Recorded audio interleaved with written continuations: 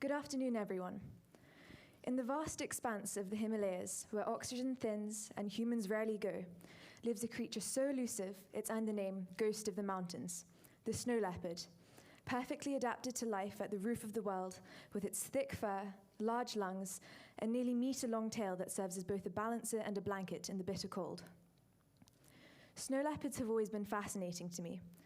My mother telling me about her involvement in organizing and guiding a scientific expedition, researching them in her home province of Hufsgul in Mongolia, and knowing people who have found tracks in areas of Mongolia they'd never been recorded before, have given me an insight into the cultural and background and realities of conservation.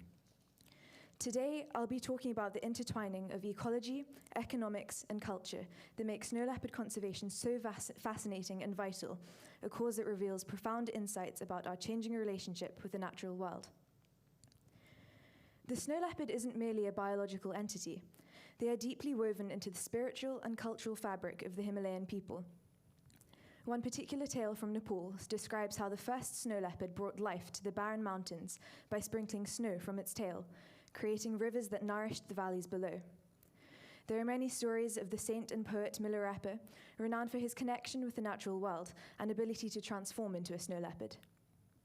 One story goes that he retreated to meditate into the Lashi Mountains, where he was cut off by deep snow for 6 months. His disciples, thinking that he had died, went in search of his body, where instead they saw a snow leopard in the distance. They thought that this snow leopard had killed Milarepa and went towards it, instead finding human footprints beside the snow leopard's tracks. And when they followed these, they found Milarepa alive in a cave. Stories like this reflect the revered place these cats hold in Tibetan Buddhism, not as a threat, but as spiritual guides and protectors. This reverence extends beyond folklore and religion. Across the Tibetan plateau, monasteries have become unexpected allies in snow leopard conservation, as monks actively patrol some wilderness areas to prevent poaching. Research in the Tibetan plateau showed that many local herders refrained from killing snow leopards, as it's considered sinful in Buddhism, emphasizing the strong cultural foundation for conservation that complements scientific approaches. Despite this cultural reverence, snow leopards face devastating threats. According to a report by the NGO Traffic, between 221 and 450 snow leopards have been poached annually since 2008, with over 90% occurring in just 5 countries: China, Mongolia, Pakistan, India, and Tajikistan. This number could be substantially higher, though, since many killings in remote areas go undetected. While it seems that only about 21% of snow leopards are poached specifically for illegal trade, many retaliatory and non-targeted poaching incidents result in opportunistic attempts to sell, contributing to the numbers that are illegally traded each year. Some might think that this shows that demand has fallen, perhaps due to increased enforcement, but however, it is equally, if not more likely, that enforcement has driven trade underground. In reality, illegal trade is not the main trigger for snow leopard deaths. It's conflict with local herders. When a predator kills a family's livestock, a single predation event having the potential to wipe out 25% of a family's annual income, the impulse to eliminate this threat is understandable. So this is the primary threat facing snow leopards, accounting for about 55% of mortality. No conservation paradigm can succeed without addressing this fundamental conflict. However, the data from community interventions is striking. In 7 Nepalese villages that implemented livestock insurance schemes, retaliatory killings fell by 68%. These programs fundamentally transform risk perception from individual liability to collective responsibility, reinstating the cultural principles already embedded in the people. When we discuss snow leopard conservation, we're actually examining a complex ecological equation. The current estimates of global populations are at 4,000 to 6,000 individuals, with a 20% decline documented over 2 generations between 1993 and 2014, raising urgent questions about the species' viability. However, these figures, as concerning as they are, reveal only part of the story, as the reality is that we only monitor 5 to 10% of snow leopard habitats systematically, creating a sampling bias. We simply don't know what's going on across vast swathes of their range. Conservation is expensive, though, and this is where our discussion must turn to economics. In 2014, a contingent valuation study in Nepal's Annapurna Conservation Area quantified tourist willingness to pay for snow leopard conservation at approximately $59 per visit. With annual visitation at approximately $100,000 a year, this suggests potential conservation revenue of $3 million annually, nearly covering Nepal's entire 2017 to 2021 Snow Leopard Action Plan budget. But here's the complex trade-off.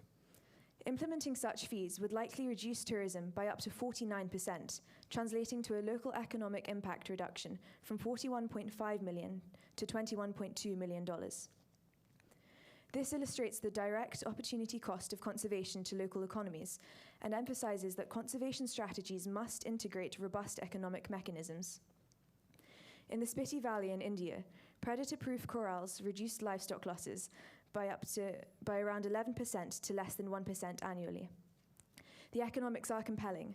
A $1,200 annual investment in livestock insurance prevents approximately $8,500 in poaching-related economic losses, creating a valid case for conservation financing. In 2017, the International Union for Conservation of Nature downgraded snow leopards from endangered to vulnerable, a move that remains controversial.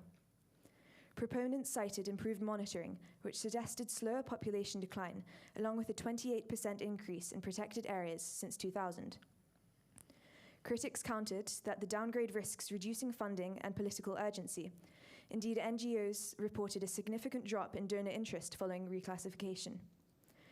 This exemplifies what is known as the threshold fallacy in conservation policy, the notion that crossing an arbitrary statistical notion fundamentally changes extinction risk.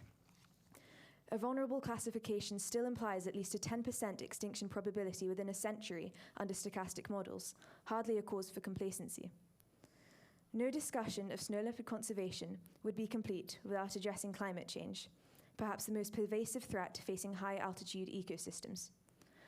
Alpine grasslands, critical for blue sheep that comprise much of snow leopard diet, are shrinking at an alarming rate of 3.3% annually due to warming temperatures. This creates a cascade of ecological effects. As tree lines advance upslope, snow leopards lose habitat, prey diminishes, and human-wildlife conflict intensifies as herders and predators compete for dwindling resources. The data suggests that even with perfect anti-poaching efforts, climate change alone could reduce suitable snow leopard habitat by up to 30% by 2050. Yet here too, innovative solutions are emerging. Payment for ecosystem services schemes could integrate with carbon markets, potentially providing herders with $120 per hectare annually for maintaining snow leopard habitats that sequester 0.5 tons of CO2 per hectare. This creates a rare winning situation: economic protection, carbon sequestration, and community development. The story of snow leopard conservation reveals a fundamental truth. We need a new conservation paradigm that recognizes the interconnection between ecological health, economic development, and cultural preservation. The old model of fortress conservation, placing individual boundaries around pristine nature, has failed, not just for snow leopards, but across conservation contexts globally. The data points to a more integrative approach. Transboundary governance is essential. Animals don't recognize national borders, yet only 4 of 12 range states have ratified the Bishkek Declaration on Conservation Cooperation. Quasi-market mechanisms show tremendous promise. Tourism willingness to pay data suggests that untapped potential for conservation derivatives like biodiversity bonds could transform conservation financing. I began by describing the snow leopard as a ghost, elusive, mysterious, perhaps even vanishing. But the truth is more complex and more hopeful. The ghost of the mountains persists precisely because it adapts, because it finds ways to navigate changing landscapes. And so must we. The voices for change in snow leopard conservation aren't just coming from scientists or policymakers. They're emerging from Himalayan herders implementing innovative schemes, from women-led community conservation initiatives, and from visitors willing to pay premiums for ethical wildlife experiences.